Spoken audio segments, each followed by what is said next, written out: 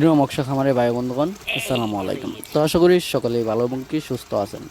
তো বরাবরের মতো আপনাদের মাঝে আবারও একটি নতুন ভিডিও নিয়ে হাজির হলাম। তো আপনারা ভিডিওর স্ক্রিনে যে মাছগুলো লক্ষ্য করতে পারছেন, এগুলো হলো গিয়ে দেশীয় ও জাতি তারাবাইন মাছের পোনা। তো আপনারা যারা এই দেশীয় ও জাতি তারাবাইন মাছের পোনাগুলো চাষ করতে চান এবং কি চাষের প্রতি আগ্রহী আছেন, তারা আমাদের ভিডিওর স্ক্রিনে দেওয়া নাম্বারে আমাদের সাথে যোগাযোগ করতে পারেন। এই তারাবাইন মাছগুলো চাষ করতে কিন্তু টাকা খরচ না হওয়ায় এবং কি কোনো খাদ্য খরচ না হওয়ায় অনেক চাষি ভাইয়েরা এই মাছ চাষ করে ব্যাপক টাকা সারা দিয়েছেন এবং কি আপনিও চাইলে এই মাছ চাষ করে লক্ষ লক্ষ টাকা আয় করতে পারবেন। এই মাছ চাষে কিন্তু খাবার প্রয়োগ করতে হয় না এবং কি এই মাছগুলো প্রাকৃতিক খাবার খেয়ে বড় হয়ে থাকে। তাই এই মাছ চাষে দ্বিগুণ টাকা আয় হওয়ায় এই মাছের সাথে আপনারা যে কোনো কার্প জাতীয় মাছের রেণু অপনা দিতে পারবেন। এই মাছগুলো মাত্র 6 মাস চাষ করে আপনারা বাজারজাত করতে পারবেন এবং কি এই মাছের বাজার মূল্য কিন্তু রয়েছে বেশ।